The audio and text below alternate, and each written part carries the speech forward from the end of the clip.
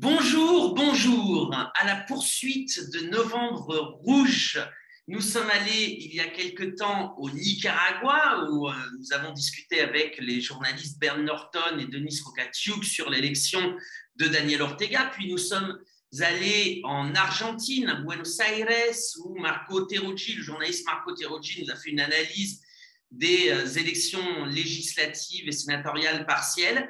Nous continuons notre chemin en Amérique latine à la poursuite de Novembre Rouge. Nous allons aujourd'hui à Cuba. À Cuba, pourquoi? Parce qu'il y a eu donc le 15 novembre, où il y avait en tout cas une tentative de déstabilisation de la part des États-Unis de la révolution cubaine. Alors, que s'est-il passé le 15 novembre? Nous sommes avec Maïté Piñero. Maïté a été la correspondante du journal L'Humanité à La Havane pendant longtemps. Donc, elle connaît évidemment très bien les ressorts de l'île révolutionnaire. Merci Maïté. Maïté, bonjour. Comment vas-tu? Bien, je vais bien, bonjour. Très bien. Eh bien, écoute, on va commencer. Donc, on a vu il y a quelques mois, en juillet, des manifestations à Cuba, dans toutes les villes de Cuba, chose qui était un peu inhabituelle sur l'île. Alors, d'où venait ce mécontentement? Qui était à la tête de ces manifestations? Est-ce que tu peux nous mettre en contexte avant d'aborder ce qui s'est passé donc ce lundi 15 novembre? Bien. Oui, alors, Cuba, hier, on sait qu'après 9 mois de confinement, après les étudiants, après les lycéens, 600 000 enfants du primaire sont rentrés à l'école. Et en même temps, après 9 mois de confinement, Cuba a rouvert ses frontières, ses aéroports. 400 vols par semaine sont prévus à l'heure actuelle. Cuba est en train de revenir à une sorte de normalité contrôlée. Mais l'île a très durement souffert de la fermeture de ses frontières et de l'arrêt du tourisme qui est devenu sa principale ressource. En un an et demi, le gouvernement avoue la perte de 3 milliards de dollars. Et la pandémie est arrivée par-dessus. Donc, 300 millions de dollars ont dû être investis dans le système de santé pour protéger la population et aussi pour activer la recherche. On sait qu'à l'heure actuelle, Cuba dispose de 5 vaccins qui ne sont pas tous finalisés, mais en tout cas, il y a 2 vaccins qui sont opératifs et l'île a réussi aujourd'hui à vacciner 70% de sa population. Et ça a été le premier pays aussi à vacciner les enfants à partir de 3 ans. Mais naturellement, la pandémie, la chute des exportations, des importations, le ralentissement de l'économie, ajouté au blocus que l'administration Trump avait renforcé jusqu'au dernier moment. Trump a édicté des mesures. On est à un total de 243 mesures qui renforcent encore le blocus. Et donc, il y a eu effectivement un phénomène de pénurie qui perdure.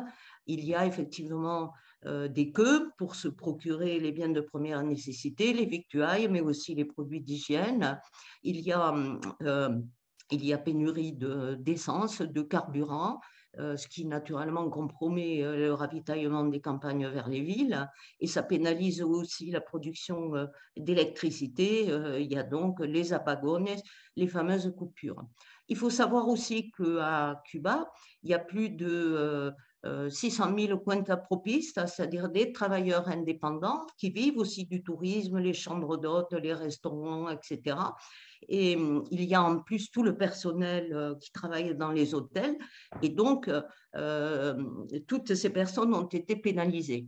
À cela s'est ajouté les effets, donc la suppression de la double monnaie, l'unification monétaire, et c'était prévu aussi par le gouvernement. Il y a eu un phénomène d'inflation et de marché noir. Il est évident qu'à Cuba, pas plus qu'ailleurs, on n'est pas révolutionnaire et tout le monde n'est pas révolutionnaire.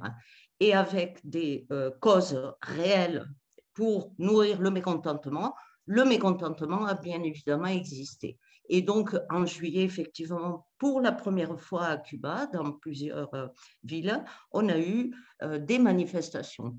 Avec dans ces manifestations, naturellement, des provocateurs qui se sont attaqués à un hôpital pédiatrique, qui ont détruit des tiendas, des bodegas. Et donc, ce mécontentement réel de la population a servi finalement à essayer de provoquer des troubles. Le gouvernement a d'ailleurs reconnu le mécontentement, a reconnu les causes réelles du mécontentement, et il y a eu ensuite, à Cuba, on fait beaucoup de pédagogie en politique. Il y a eu beaucoup d'émissions, beaucoup de blogs, il y a eu tout un travail pour expliquer la situation dans laquelle était le pays. Alors, sur ce, on arrive donc à la date d'hier, constatant qu'il y Alors, avait effectivement un Maïté, mécontentement. je voudrais juste te couper un petit peu parce que ce que tu dis sur la pédagogie politique est très intéressant parce que si on écoutait les médias internationaux, on avait l'impression que Cuba avait déclenché une répression féroce. Cette répression féroce était contredite d'ailleurs par les images, alors pas les images évidemment, je dirais officielles du gouvernement cubain ou même des journaux publics, mais les propres vidéos que des manifestants montaient sur les réseaux sociaux, oui, parce que évidemment on a eu accès à ça, ils ont aussi accès à ça, où l'on voyait des policiers qui n'étaient pas en tenue anti-émeute, qui étaient au milieu de la population, alors certes qui gueulaient un peu, qui s'affrontaient avec les manifestants, mais la répression, entre guillemets, du mouvement, quand on la compare avec d'autres pays, la Colombie, le Chili, voire la France, a été évidemment sans commune mesure. Qu'est-ce que tu peux nous dire sur la réponse qu'a eu le gouvernement aux manifestations de juillet? C'est ce que je viens de dire, c'est-à-dire qu'il y a eu d'abord, le gouvernement a reconnu que les causes du mécontentement étaient réelles, mais a recommencé à expliquer ce que signifiait le blocus, a expliqué aussi quels investissements avaient été nécessaires pour la santé. Bon, et ça, de toute façon, la population elle-même l'a constaté. Les Cubains sont des gens politisés. Les Cubains sont des gens informés. La télévision cubaine, le noticier, on informe largement sur ce qui se passe en Amérique latine, montre les images de la répression policière et des Robocop en Colombie, au Chili, et ils peuvent faire la différence. Ils ont été très rapidement vaccinés. Ils savent que leur pays n'est pas une puissance mondiale, mais qu'il a quand même réussi seul en Amérique latine à fabriquer, à inventer 5 vaccins. Donc, comment ces images de la répression, effectivement, elles sont frappantes quand on regarde ce qui se passe ailleurs. On ne voit pas de Robocop. On ne voit pas de Robocop. À Cuba, ça n'existe pas encore. Et je pense que ça n'est pas prêt d'exister. La preuve par ce qui s'est passé encore hier. On ne voit pas des tanks dans les rues. On ne voit pas une ville militarisée. Et comment dire, il ne s'est rien passé hier, non pas parce que le gouvernement avait militarisé la Havane et les principales villes du pays. Les touristes qui sont arrivés hier par les premiers vols, ils sont arrivés dans un aéroport qui ressemblait à un aéroport normal. Ils sont arrivés à la Havane, il n'y avait pas des Robocop à tous les coins de rue. Ces choses-là, elles ne s'improvisent pas. Je veux dire, quand un gouvernement décide de réprimer, ça se voit. Et la Havane est une ville où il y a de nombreux correspondants. Et hier, ces correspondants, eux, étaient sur pied de guerre et à l'affût de la moindre image. Les images, ils ne les ont pas trouvées. Et je dis, ça ne se décrète pas et ça ne se réprime pas et ça ne s'arrête pas quand un peuple a décidé que c'était le moment d'y aller et qu'il avait des raisons suffisantes et des perspectives suffisantes aussi pour y aller. Si ça n'a pas eu lieu hier, c'est pas parce que la Havane était militarisée, c'est pas parce que Cuba était en état de siège, ça n'était pas parce que le gouvernement l'avait décidé, c'est parce que tout simplement les Cubains avaient décidé que non, ils n'allaient pas participer à cette marche. Les Cubains avaient décidé que non, ils n'ont pas envie de changer de régime et de gouvernement et que non, ils n'ont pas envie de déstabilisation chez eux. Oui, et justement, après les manifestations de juillet, il y a eu un discours d'une clarté exemplaire et finalement un discours très modéré, non, par rapport à ce qu'on peut écouter, qui était le discours du président Diaz-Canel. Diaz-Canel avait fait un discours donc en juillet, rappelant que effectivement, que la grande majorité des gens qui ont défilé, qui ont manifesté, étaient des gens qui étaient donc mécontents de la situation actuelle. Donc tu as expliqué le pourquoi de cette situation, qu'il y avait eu aussi quelques révolutionnaires qui avaient été trompés, et puis surtout un petit noyau dur, minoritaire, de gens qui finalement essayaient de manipuler cette colère légitime. Le président Diaz-Canel avait aussi demandé au secteur académique du pays de préparer une enquête, une recherche sur les aspirations et les perceptions de la jeunesse pour essayer que le pouvoir puisse répondre à ces nouvelles aspirations. Alors je répète tout de même parce que c'est une grande langue rengaine, la jeunesse ne suit plus la révolution cubaine. Enfin, il y a déjà eu 4 générations minimum sur la génération cubaine, donc sur la révolution cubaine. Donc à chaque fois, les aspirations de la jeunesse sont évidemment prises en compte. Parlant de jeunesse, je fais un petit aparté à ceux qui ont moins de 40 ans ici et qui nous regardent, qu'un Robocop, c'est un policier en tenue anti-émeute. Le film étant sorti à la fin des années 80. C'est un très bon film, Robocop 1, Robocop 2, enfin un très bon film. C'est un film rigolo, on va dire. Voilà. Donc, est-ce que tu peux aussi, Maïté, nous expliquer un peu quel était ce petit groupe de meneurs, d'où venaient-ils et quels sont leurs liens, aujourd'hui, on le sait, manifestes, avec les États-Unis? Bon, alors à l'heure actuelle, on sait que, comment dire, d'abord je voudrais quand même dire une chose, c'est que euh, tout d'un coup, on se demande pourquoi, tout d'un coup, les lorgnettes, on regarde Cuba à la lorgnette.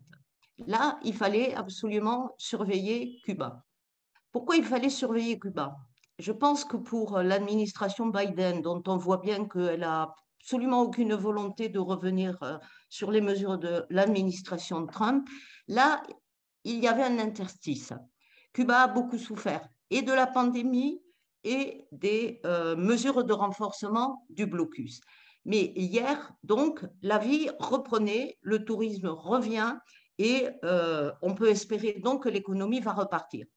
Il y avait un petit interstice qu'il fallait mettre à profit pour essayer de capter ce mécontentement qui perdure, parce que les mesures encore sont là, parce que la pénurie est encore là.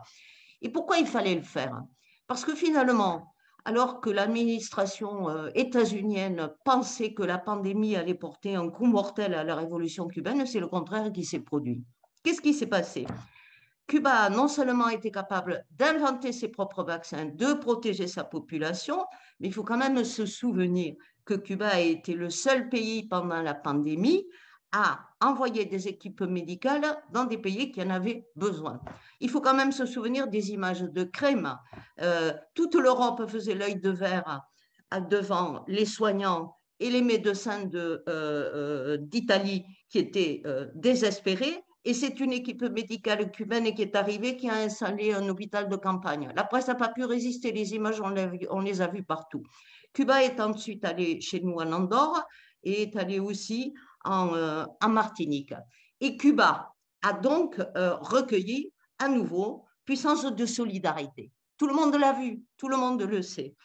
En juin dernier, pour la 29e fois depuis 1992, l'Assemblée générale de l'ONU vote contre le blocus, à l'exception des États-Unis et d'Israël. Bon, ça c'est le genre de nouvelles, ça ne fait pas la une. On ne regarde pas l'Assemblée générale de l'ONU en train de dénoncer le blocus à la lorgnette, mais ça se sait quand même.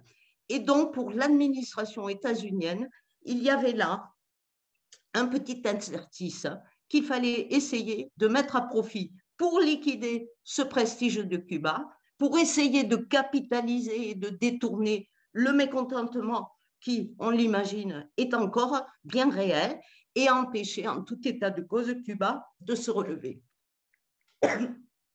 La campagne, elle est partie d'où? Pourquoi est-ce que tout d'un coup, aujourd'hui, alors qu'il se passe 30 000 horreurs dans le monde, alors qu'un gamin de 14 ans est encore mort en Europe, entre la frontière polonaise et Biélorussie, alors qu'en ce moment même au Guatemala, les Robocop sont en train de réprimer toute une communauté maya qui s'oppose à des compagnies minières qui viennent saccager le territoire.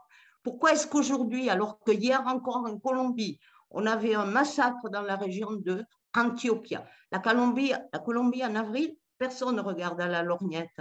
En avril, un mouvement social a été réprimé de telle manière qu'il y a eu 60 morts, plus de 2000 blessés. Bien. Donc, depuis le mois de septembre, on a un pilonnage systématique de l'administration Biden. 23 déclarations de responsables, secrétaires d'État, sous-secrétaires d'État, qui appellent, soutiennent un mouvement qui s'appelle Archipelago, Archipel, qui est basé à Miami et qui est formé de tout un conglomérat d'organisations anticastristes, connues, inconnues, grandes, petites, et qui préparait une manifestation pacifique, mais avec comme objectif avoué la défense des droits de l'homme, mais fondamentalement pour changer le régime. Bien, 23 déclarations, les unes après les autres, relayées par Amnesty International, Amérique. Les Amériques, elle n'a rien d'autre à faire. La responsable d'Amnesty International, en ce moment, dans ce continent où on massacre à tour de bras dans un certain nombre de pays, où les migrants sont aussi retenus aux frontières, pour ne finalement elle a appelé à surveiller Cuba, tombeau des droits de l'homme pratiquement, hier, journée du 15 novembre. Alors, à Cuba même, vous avez deux figures qui sont aujourd'hui présentées comme le chevalier blanc et puis sa groupie, Junior Garcia Aguilera. Naturellement, on vous raconte qu'il est issu de la société civile. C'est un illustre inconnu. C'est un artiste comme Valladares était le grand poète dont on sait ce qu'il est devenu. Et donc, non, d'ailleurs, on ne le sait pas forcément, si tu peux le rappeler, puisqu'il y a quand même des gens qui viennent aussi s'informer de toute l'histoire de Cuba. Alors, parenthèse, Valladares était donc un opposant cubain qui a rapidement été présenté comme le poète du siècle et puis qui était naturellement persécuté par le régime et paralytique en plus, quelle horreur. Donc, c'était vraiment le martyr. Il y a eu une campagne internationale, beaucoup de gens pleuraient sur son sort. Et donc, François Mitterrand, qui avait l'âme généreuse, a décidé de le faire revenir en France. Et quand ce monsieur est sorti de l'avion, tout d'un coup, il y a eu un miracle. Il s'est mis à marcher. Et ensuite, le grand poète s'est éteint puisqu'il n'a jamais plus rien produit de toute sa vie. Oui, mais Mitterrand l'a touché, Dieu l'a touché et le paralytique s'est réveillé. C'est le roi thaumaturge, là, Mitterrand. Bien, il y en a eu un certain nombre encore comme ça.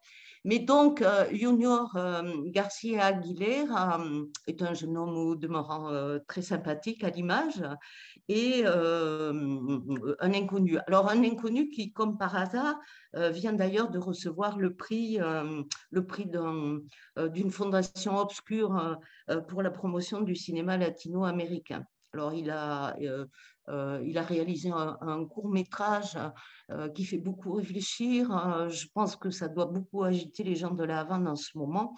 Le sujet, c'est le soleil va s'éteindre et puis je ne sais plus combien de temps ça met pour s'éteindre et pour que l'obscurité arrive sur Terre. Mais dont la grave question existentielle est la suivante. Avec quelle personne on va pouvoir passer le temps qu'il nous reste pour que ça soit encore du bon temps. Ça méritait un prix, ça c'est sûr. Comme je pense qu'il n'y a pas beaucoup de temps, je pense que ça doit être Garcia Aguilera lui-même, celui avec qui il faut attendre la fin du monde. Bien, donc ce monsieur est présenté d'abord comme un illustre inconnu, plein de générosité, avec des idées sympathiques, les droits de l'homme, le changement, etc. Et à Cuba, comme l'on sait, il y a quand même des services secrets assez efficients. Ils ont eu tout intérêt à les développer. Et donc, les services secrets, il y a un agent qui est sorti, un oncologue, l'agent Alphonse, soit agent des services secrets depuis 25 ans, et qui a révélé aux noticiers, donc au journal télévisé, que avec Junior Garcia, il avait assisté à Madrid, à l'université, une filiale de l'université états-unienne Saint-Louis. Il avait assisté à un séminaire euh, sur finalement les méthodes des révolutions orange. Et à ce séminaire assisté de généraux espagnols, je suppose plutôt héritiers du franquisme, mais y assistait aussi comme instructeur un monsieur qui appartenait, qui était un dirigeant du centre Carnegie, lequel centre Carnegie était dirigé jusqu'en mars dernier, mars 2021, par l'actuel directeur de la CIA, William Burns. Bien. Les services secrets ont également diffusé l'enregistrement d'une conversation téléphonique entre Junior et, un opposant de Miami qui est lié à Posada Carriles et Orlando Bosque, qui sont les artisans de l'attentat de 1976 contre l'avion de Cubana qui a causé la mort de 73 personnes. Donc, les liens entre ces gens soi-disant issus de la société civile, pleins d'honnêteté, de bonne foi, il s'avère que ces gens-là sont en fait non seulement soutenus, mais également financés, mais également inspirés par les éléments anticastristes de Miami et derrière par les fonds de l'USAID, par la CIA et par l'administration états-unienne qui ne pense qu'à une chose, abattre, détruire cette révolution et ce pays qui ne veut pas être une étoile de plus sur le drapeau étoilé. Oui, alors on précise évidemment que la USAID, non, que tu viens de nommer, donc c'est l'agence des États-Unis pour la coopération et le développement. Généralement aussi, il y a la NED, donc National Endowment for Democracy, c'est d'ailleurs le Fonds national pour la démocratie, qui, selon les mots de son fondateur, Allen Weinstein, dans une interview du 14 novembre 1997 dans The Washington Post, disait ce que la NED fait aujourd'hui, c'est ce que faisait la CIA il y a 25 ans. Un point de vue qui a été relayé par son président Karl Gershman, qui disait là c'était plus le Washington Post, c'était dans le New York Times, c'était même avant, c'était en 1986, où Karl Gershman disait imaginez que certaines associations de la société civile dans des pays reçoivent de l'argent de la CIA, ça serait mal vu, c'est pour ça que la NED a été créée. Donc la NED est un paravent de la CIA. C'est pas moi, Romain Migus, qui le dit, c'est pas les deux rives, pour le coup, qui vous offrent un autre point de vue, c'est pas Maïté Pinheiro qui l'affirme, ce sont les fondateurs ou le président de cette organisation. Et donc c'est via la NED et via la USAID que une bonne partie de ces opposants qui apparaissent donc de la société civile. Alors Junior Garcia est décrit comme dramaturge. Avant Junior Garcia, l'année dernière, il y a un an, il y avait un mouvement aussi dit de jeunes artistes, le mouvement San Isidro, qui était apparu un peu sur cette même ambiguïté, demandant plus de liberté d'expression, mais avec un agenda politique très établi et finalement axé sur le changement de régime. Je dis ça parce qu'à chaque fois, évidemment, on nous accuse de complotistes ou quoi que ce soit, et puis il suffit d'attendre quelques semaines et quelques mois pour voir finalement les canaux de financement de ces organisations, d'où ils viennent, qui sont-ils, et puis finalement, on voit que c'est je dirais des pions des États-Unis pour le changement de régime à Cuba. Ce n'est pas aux vieilles buses que nous allons apprendre à chanter, on va dire. Alors, bon, vieille buse, je le dis pour moi, hein, Maïté, évidemment, on ne le prend pas pour toi, mais tout de même, quand on connaît un peu comment opèrent les États-Unis dans la région, évidemment, ça saute aux yeux pour qui sait, pour qui connaît l'actualité latino-américaine. Alors, Maïté, qu'est-ce qui s'est passé hier, finalement, à Cuba? Parce qu'on attendait une grande manifestation, on attendait des affrontements, on attendait peut-être même que le gouvernement cubain soit renversé. Que s'est-il passé? Qu'est-ce qu'a fait Junior? Peut-être. Ce qui ne se dit pas, ce qui ne se dit pas ici, ce que n'écrivent pas les journalistes, c'est que en fait, aussi bien Junior Garcia que sa collègue de Santa Clara, Saily González, qui est l'autre figure féminine de la contestation, Oui, il ces gens-là ne fallait que ça soit contestent. paritaire, ça c'est sûr. Ils contestent absolument pas ces liens. Junior Garcia, quand, après que le noticiero ait diffusé sa conversation téléphonique, il dit tout simplement, il dit, bah oui, c'était une conversation par téléphone. On lui dit, mais enfin, vous ne savez pas à qui vous parlez, il est lié à Posada Cariles, etc. Et il dit, mais quand quelqu'un... Raoul Sanchez s'appelle la personne. Ramon Saúl Sanchez. Et il répond, mais quand quelqu'un me téléphone pour me proposer son aide et son soutien, je ne vais pas l'interroger, lui demander de me raconter sa vie et je ne l'interroge pas sur son casier pénal. Oui, alors je voudrais juste, excuse-moi Maïté, je te coupe, parce que pour que les gens prennent bien la mesure de ce que tu es en train de dire, c'est comme si, alors évidemment, je ne dis pas ça, ça ne s'est jamais passé, mais c'est comme si, par exemple, Maxime Nicole ou Jérôme Rodriguez recevaient un appel des frères Kouachi. C'est voilà. C'est ça, ce qui s'est passé avec ce Junior Garcia. Absolument. Et donc, comment elle s'appelle? Saily González, interrogée elle-même sur ses liens avec Omar Lopez de la FNCA, dit tout simplement, elle dit, ben oui, il me donne des conseils. Et donc, elle reconnaît qu'elle prend des conseils chez chez des gens qui sont des terroristes, tout simplement, des terroristes. Donc, tu as raison de faire cette comparaison. Bien. Alors, qu'est-ce qui s'est passé hier? Eh bien, hier, plus de 600 000 écoliers ont regagné leurs écoles avec les mamans qui les accompagnaient. Alors, les mamans, elles ont beaucoup participé parce qu'à Cuba, il n'y a pas d'industrie textile.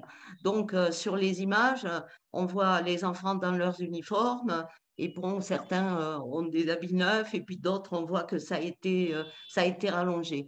Et puis, ils arrivent à l'école, il y a une fête, il y a des discours, il y a des chants, il y a le salut au drapeau et masqués chacun et avec les distances. On voit très bien tout ça sur les vidéos. Les gosses sont retournés à l'école. Les aéroports ont rouvert. Il y a des tas de Cubains qui sont allés chercher des amis. Bon, ceux qui ne sont pas arrivés, c'est les familiers, les exilés économiques qui sont aux États-Unis, puisque eux ne peuvent toujours pas voyager, puisque l'administration a supprimé les vols et les ferries, sauf à passer par un autre pays et toute une série de contorsions. On a vu, il y a eu des tas d'images, des tas de vidéos. Les Cubains ont investi les réseaux sociaux parce que ça a déferlé. On a bien vu ces derniers jours que sur Twitter et sur Facebook apparaissaient des tas de comptes qui recueillaient chacun 10 milliers de participants tout d'un coup.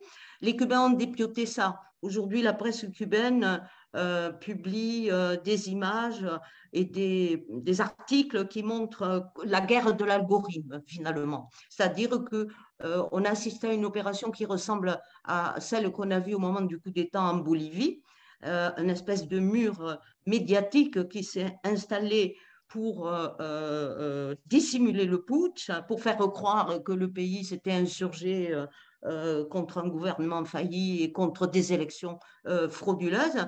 Mais tout ça succédait à une véritable campagne sur les réseaux sociaux, une campagne de mensonges.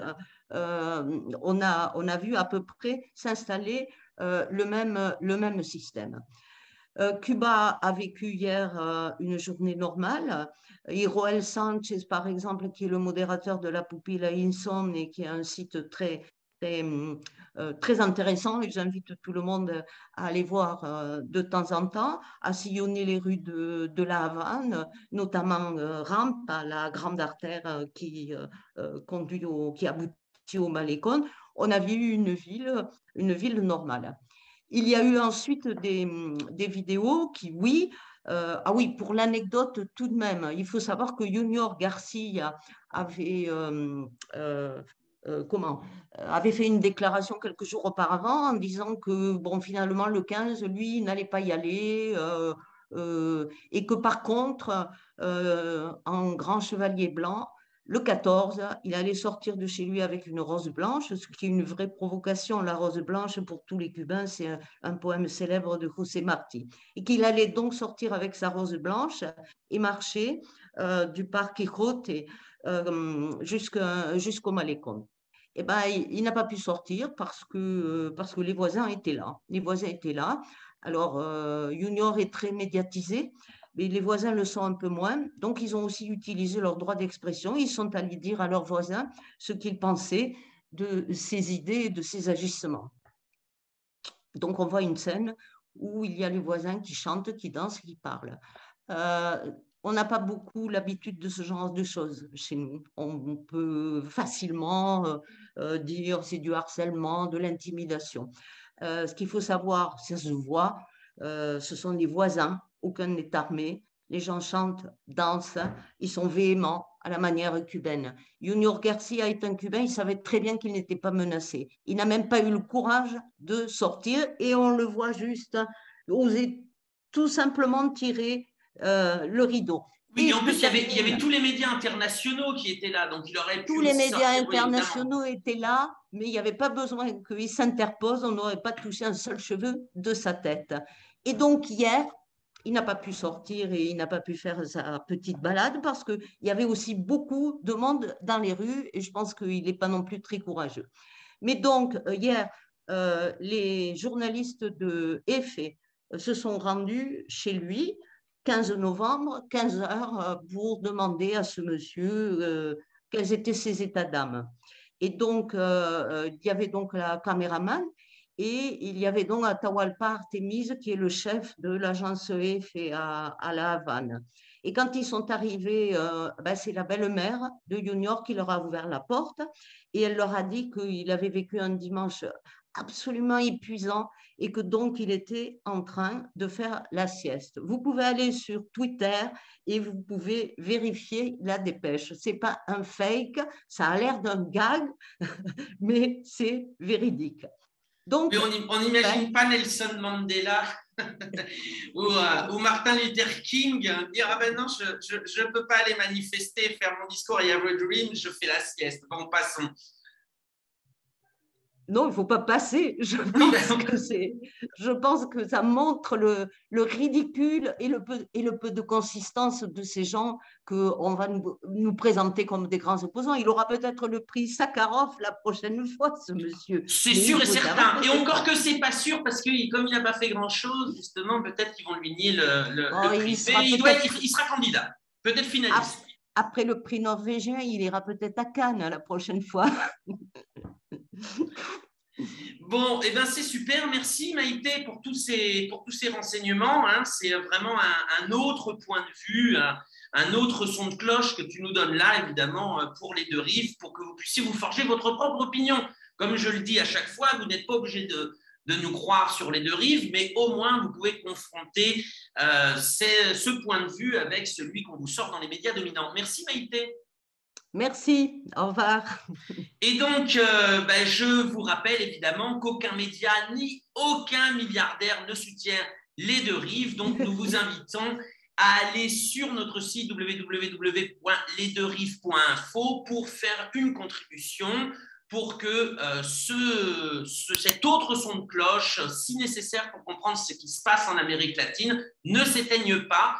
Je vous dis à très bientôt parce que ce dimanche 21 novembre, il y a les élections présidentielles et législatives au Chili et il y a aussi les élections municipales et régionales au Venezuela et bien sûr les deux rives seront sur place puisque nous aurons aussi des des interviews, des analyses avec des personnes qui nous raconteront ce qui est en train de se jouer, ce qu'ils ont vu dans ces pays. Donc, à très bientôt.